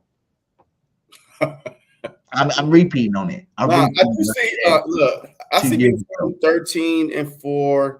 12-5. I mean, it could go. Look, we're gonna win some games we're not supposed to win. We're gonna lose some games we're not supposed to lose. So that's how it works. So how do you think we're doing in the division though? Listen. The Eagles are set. Like we're going to lose to like. I could see us doing. Oh wow, you beat the Bengals. Oh, you beat the Ravens, or you beat the whatever, and then you slip up against we will lose to a trash team, not a trash team, but we'll slip up and lose to a non-playoff team. It happens to the best of the best. It does. I want to sweep the division this year. I don't know about you guys. I think we have to do it. I think this could be that year that we finally do it and sweep the division. I don't see Dallas beating us. I don't care what anybody say. Forget the Cowgirls. They're not beating us this year. I'm going to sweep them for sure. But I do feel like Dallas is dropping from number 2 to number 3 or number 1 because they were division champions last year to number 3. Because I do think the Commanders will take over their number 2 spot this year. Yeah, by default. Hey, division champ. Hey, with the asterisk next to it. He froze up on him. Where you go? Yeah, he froze up. He's like, "What'd you just say?" And he froze up. He's like, "You know, I must be speaking that blasphemy. Because he definitely jumped, froze up on us. Let's see if we got him back here. Let's see. Nah, he still froze. But anyways, like, yeah, that's what I do think is going to happen, man. Hey, just look to all you guys been in here with us. You're still rocking strong. Hit that like, hit that subscribe. You know what I'm saying? Hit super chat, whatever you need to do to support your Philadelphia Eagles content creators. We're out here doing our best for you. We do represent the Eagles to the finest, you know, capabilities out here. You know what I'm saying? So, like I said, 14-3 is my record prediction. I'm just going to stand on that for the rest of the year until proven otherwise. And it's always 20-0 until proven otherwise. It was 16-0, didn't turn 17-0, but it's 20-0 until proven otherwise. But my realistic pick is 14-3, baby. I think we're gonna lose 3 games. I can't tell you who, because I don't think we're gonna lose to Ravens. Everybody says that's a guaranteed loss. I don't see us losing to Ravens this year. You know, that's a guaranteed loss. We're gonna lose to Packers. I don't really see us losing to Packers this year. So, like you guys said, it's gonna be that team that you didn't really expect to lose to. Like I do think, like you said, coming out of that bye, feeling confident, we could lose to the Cleveland Brown type squad. You know what I'm saying? Like Dougie P, I think we're going to beat him, but that's another possibility. You know what I'm saying? So I don't know where the loss is coming because I would like to say we go undefeated, but that's not realistic. So 14-3, and I don't really care where the 3 games lie. Hopefully it's not in the division though, because I do want to sweep the division this year.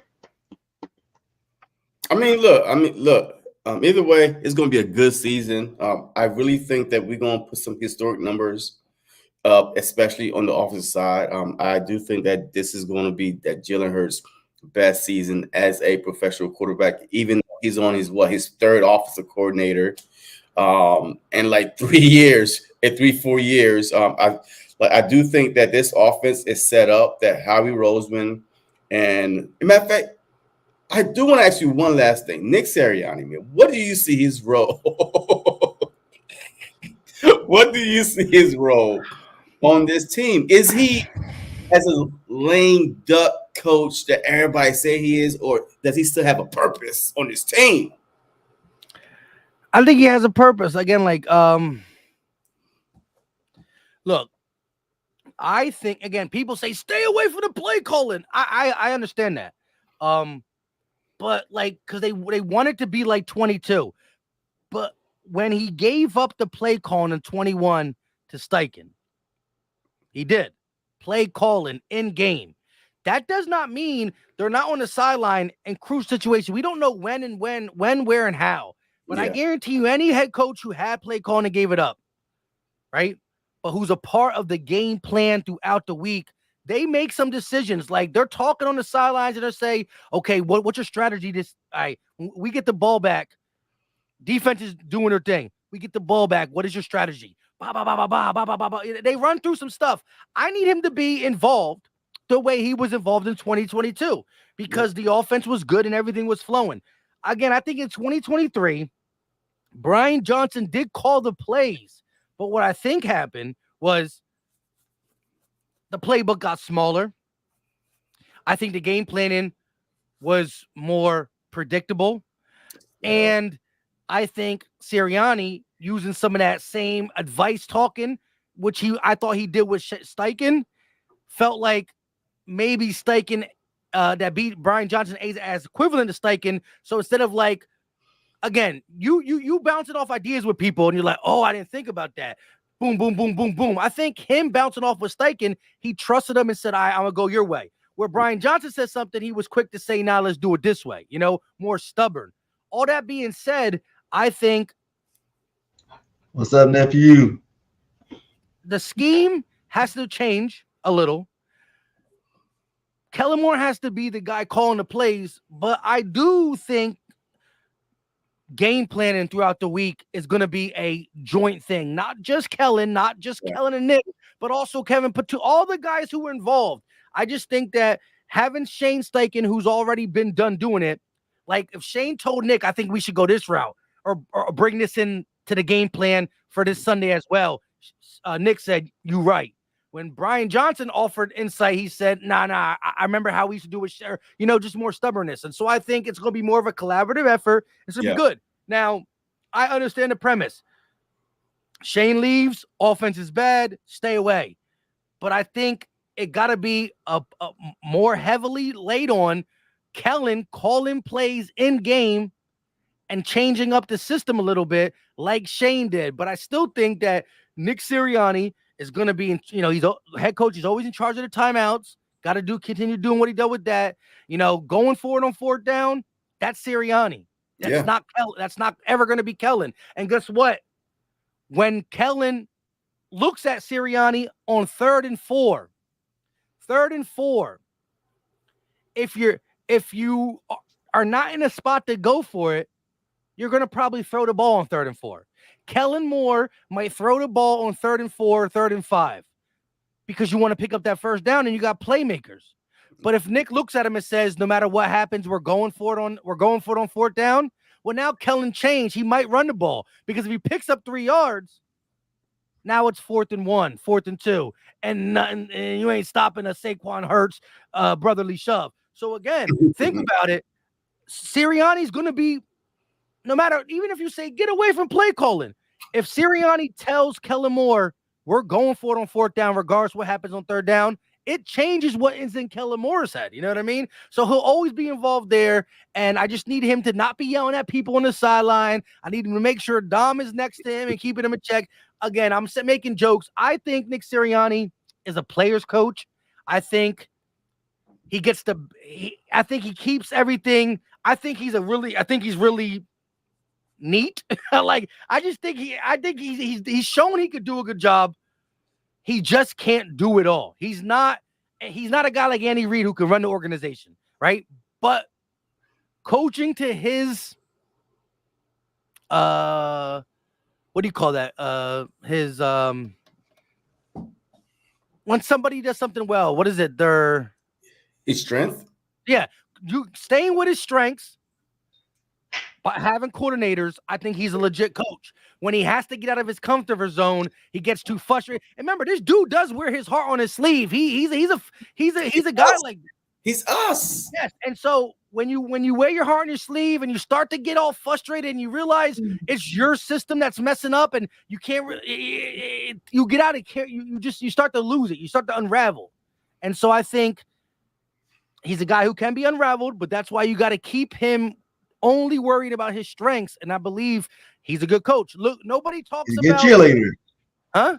He's a good cheerleader. So what about Jim Harbaugh? What about Harbaugh? Does Harbaugh call defense? Nope. BG, does Harbaugh call What defense? Harbaugh? What you talking about? Which one? Man, you know the Harbaugh we're talking about. You talking about the Ravens Harbaugh? The Yeah. special teams? Huh? I'm pretty sure the Ravens got a pretty damn good special teams. I'm pretty sure he's still calling that over there. No, he doesn't. Hey, Mike Tomlin. Tomlin is a quarterback guru, but even though his quarterbacks suck. All I'm saying is this. But the problem with that is Mike Tomlin, they went into the fact knowing that this guy was like that. All these guys started their coaching career like that. They weren't calling plays from the jump. You know what I'm saying? We signed this guy because he had this new offense that was supposed to be revolutionary. You know what I'm saying? He never even called plays in Indianapolis. So how did you hire him for that? What do you mean? And then he was offensive coordinator, wasn't he? He didn't call plays. But he still was offensive coordinator. We got his revolutionary. No, he was on paper. Hey, on paper. On paper, offensive coordinator, Mike. On paper.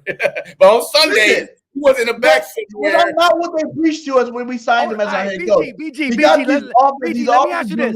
He came in talking about, I'm going to bring all these offensive plays that are going to be great, and he had to bench himself halfway through the season. Come on, guys.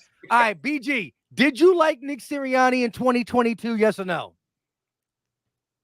Yeah, he loved them. He's a motivator. I did like the flowers. I did. Flowers in the air. Hey, listen. I didn't like the flower thing, but now that's my John, dog. Exactly. But look, hey, man, I think you're gonna get a 2022-ish Nick Sirianni. Yeah. And again, now what if Kellen Moore and Vic and Fangio get poached? The one thing I can say about this, Fangio looks like this is his last stop. So whatever years he got left in coaching, he's rocking out in Philly. So if we can go ahead and win a Super Bowl, maybe he's like, you know what? Let me run it back. I'm home. Kellen Moore, you could say he's poachable, but like normally you go from OC to head coach. He went from OC from Dallas to OC at San Diego, LA to OC here. So maybe he's not poachable for head coach. The only way he's leaving Philly is head coach. So guess what? Out of the two, he is the one that's possible leaving. I don't think Fangio's going nowhere.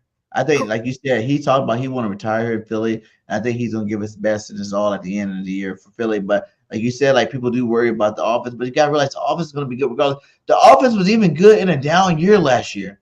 You know what I'm saying? Like it was still top 10. Receivers went over 1,000 yards, man. It was like, still top 10. Our offense was still good.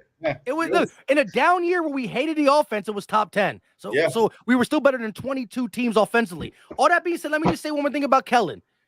Kellen went from 3 different organizations and didn't get a promotion. So I'm gonna say this: if he does good with the Eagles, well, he did go. Listen, every year he was with the Cowboys, they had a top 7, top 5 offense. That didn't get him a head coaching job. Then in LA, he did some good things with Herbert, but they weren't top 10 in offense. And he's still an OC. And one thing that our organization does really, really good. Exactly. But you know what our organization does really good is we're not afraid to pay coordinators. Why do you think the best offensive lineman in the world, coach in the world, he could get a promotion somewhere else, but he's okay with being an offensive line coach because we pay our guys good. So here's my thing. if Nick Sirianni could be 2022, Nick Sirianni, Fangio wants to retire in Philly, so he's here for a couple more years. Kellen Moore realizes, shit, I was top 5, top 10 for 8 years, and I never got a head coaching job. I'm going to stay in Philly because if he does do good in Philly, there's going to be a pay raise because that doesn't count in the cap, and Jeff Lurie's balling too. So I can see him hanging around too. Keep this core together for 3 years. We just extended people, and let's have a fun. Hey, he could be like Reed too. Remember, Reed left, right, and realized he had to give up the offensive coordinator spot, right? And then he gave up the offensive coordinator to Bieniemy, but then he went back to calling the plays for Kansas City again. So maybe it's one of them things like that where he takes a step back, let some other people come in and run some good offenses for him. And then, maybe if Kellen Moore does get, plucked as a head coach all of a sudden, then he can come back and be that offensive coordinator. Look, I like it, man. Look, I just can't wait to see, preseason, the season start. I mean, I'm definitely going to the Brazil game. I already got my flight. You know what I mean? Yeah. You already got that, right? I'm like, this guy's a boy. Look, I just gotta get the game tickets though. But already got my flight. The worst case scenario, I'm gonna be out there for a week. You know what I mean? Hey, a whole vacation week in Brazil. Hey, it is what it is. But so you booked I'm going to home game around that time, and you're like, worst case scenario, I can't watch the game, but I can watch it from my hotel sipping. Hey, tailgate. I mean, shoot. I mean, hey, you can go to the tailgate. Hey, whatever it is, you know what I mean? Hey, a week in Brazil, who's complaining, right? So I definitely got my flight because that was going to be. So you're staying here the whole week, though? Yeah. And then hotel booked everything. Like we fly into all the games, do all the cool shit. I think we're going to Rio, and then like a couple of days before, we're going to Sao Paulo. So I want to go to the home opener. I went to the home opener last year. I want to go to the home opener in Philly. If I don't go, then I'm for sure going to the New Orleans game the next week. Yeah, that's the other one we're trying to go to. I'm going to go one of those two games for sure, 100% positive. I want to go to home opener because that's what I want to make it a tradition to go to all the home openers. And that was the home opener. Last year I went, and I want to go this year. And after that, I want to go to 4 games this year, period. I don't know. I want to go to a Dallas Eagle game, whether it's in Philly or it's in Dallas. I want to go to one of those 2 games for sure. But I like the fact that it's in Philly late, so then that give me a chance to go ahead and get out there. So I want to go to 4 games this year, and hopefully the Eagles win all 4 games. Because my record right now is what? 2-1. 2-1. The games I went to. They lost the very first game against the Washington Commanders. Remember that night, JC? When you're like, hey, BG, we're coming into the game. Everybody going to the game. I'm like, what game? I was so drunk. This was passed out. I was so drunk in that game. But that was my first ever home Eagles game, and it was very fun. And I shout out to Forfeit Jock, and it got me slaughtered. And but I definitely want to go back to the tailgate and having fun with Philly. Yeah, I'm going to the Ravens one because it's right down the road from me. I live in Maryland, so the Ravens is right down the road, and the Commanders is right down the road. So I'm going to those 2, besides the Brazil one. So we'll see, man. But we're out of 40, man. I know everybody's done went over their time for show, man. Salute to Philly Mike for stopping by, gracing us with his presence. Salute to you, my guy. Go and shout out to Philly Mike, man. He hooked me up, man. Gave me some good advice, man. I can't thank you more for that, man. So let's everybody get to me, man. It was the worst month of my life.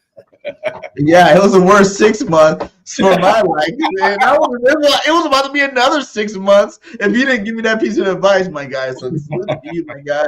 Man, hey, let's just everybody get their final thoughts and let's get the hell out of here. Hey, man, I want to say salute to all you guys, man. The Eagles are going to be that team this year. We're going to do our big one this year. It's going to be awesome. And it's another year like 2022. I swear to you, the letdown that they had last year, I'm on full, board with Brian Dawkins. Like you said, when you have a season like that, the letdown like that, all the leaders will stand up. All the leaders will show up and show out. And I think this team, with adding new leaders like Saquon Barkley and the rest of these guys, they're going to go out there and they're going to handle their damn business. And we're going to be proud to be Eagles fans once again. And this time we're going to make it to Super Bowl. We're going to actually win it. We're gonna be the guys that stop Patrick Mahomes and these guys from getting a 3-peat to be this dynasty team again. Remember last time it was Tom Brady and Brady won us. It was a fixed game. I still say it was a fixed game. Brady won us, but this year they're not gonna do that to the Eagles. They're gonna let us go there and we're gonna go win that thing. Yeah, I mean, Look, I like it, man. Look, I like it, Mike. Ain't left Yeah. word. Hey, I The can't say $5 anything. super chat, my guy. Much love to you, my brother. Super Yeah, chats are back. I love it, Mike. I love you. I love you, Mike. They're back. They're back, baby. Super They're chats back. are back. I love you, Mike. Yeah, so I mean, I can't say anything better than that.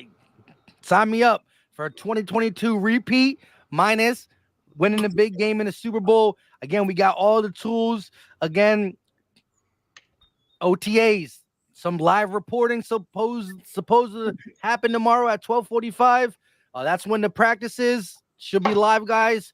Some of the beat writers reporting it, and hopefully the beat writers get their little baby clips because they don't really do nothing. But hopefully the Eagles drop some gems to us. They're what do you call it? Content creation department has been dropping some cool gems and whatnot. So hopefully they drop some gems. Definitely want to see again the foundation be built right in front of us. And I do like the mandatory camps in June, right? Something we haven't done under Nick Sirianni. You heard Vangio said I'm trying to push for some more practice. Yes. You know what I mean? So this is I was sad that was the only thing they clipped. They showed they did 31 goddamn push-ups. I counted them. 31 push-ups, and that tournament was over. I don't give a damn how many workouts you were doing. 31 push-ups, you guys making it seem like it was a competition. I was really sad to see that. I didn't think you need to post that. Yeah, I do. Wait, that's how many they did? I never counted. I counted it. I'm like, wait a minute, because it didn't seem like very long the first time. It was like one. That wasn't very many push-ups. I'm like, and I went back and I watched. I'm like, that was 31 goddamn push-ups. Like, well, why that's the Trevor fuck Keegan. are you That's guys Trevor losing, Keegan. guys? You know, But 31 goddamn push-ups. Gabe Hall could have kept going. You saw him. He could have. Gabe Hall could have kept going. Keegan gave up. So Eagles play, but they stopped. Yo, I like the fact that the swag is back, man. Yo, the swag of this team is back, man. You know, AJ Brown, you know what I mean, putting in the work. Hey, Devontae Smith locked in. Chauncey like the trendy competition. Like the swag is back, man. And that's what was missing from this team towards the end of last season was all the fun with all the swag. And now it's back. With that being said, 2022, it looks like the swag is back. Swag, come on. Turn that swag on. Yes, for sure. Hey, and shout out to the Pacers tonight. We better win that game one, baby. I love you guys. Pacers beat the Knicks. I was so happy about it. And that's a little basketball scoop I just want to throw in there. I am a huge Pacers fan. And we ain't been in this situation in a minute, so you don't want to celebrate. So shout out to my Pacers, baby. Let's shout out to my Pacers. all pace it out. Yeah. Shout out to Got my Reggie Miller jersey. Beast. The 31 came from Reggie Miller, just for y'all that didn't know. BIRDGANG 31 is BIRDGANG Reggie Miller, basically, what I'm talking about. You know what I'm saying? So, hey, much love to you guys, man. Salute to all you guys for stopping by and watching. Hit that like, hit that subscribe for all channels, man. We're definitely going to be back next week for episode 28. You best believe that. And, you know, just check out our content. Philly Mike, you know, everybody know where to find you at, but go ahead and tell everybody where to find you at before we get out of here. Just type in Philly Mike in the search bar or Philly Talk Podcast. I should pop up. Appreciate y'all for having me on The Truth. It's been a minute since I did any collab other than and even me and LB, we swear we're going every week, but then we do it and we don't do it for a month. So it's hard to stay on that scheduled program for streams now. But I feel like this season's gonna be worth getting back to doing my, you know, streaming more often. And we definitely, after OTAs or whatnot, we definitely gonna try to get you back on here on The Truth. I want to get both of y'all on here, man. I hit LB up trying to get both of y'all on here. We need to have some truth GOAT talk. Yeah, I think everybody would love to see that too, for sure. So before the season go, talk to your boy LB, because I know he listens to you more. He listens to me, and talk to your boy, and let's get this shit started. You know what I'm saying? For real. You know. So hey, man, salute to all you guys. Like I said at the end of my video, fly Eagles, fly. Words. And we out. Peace. What's going on, everybody, man? And welcome to the very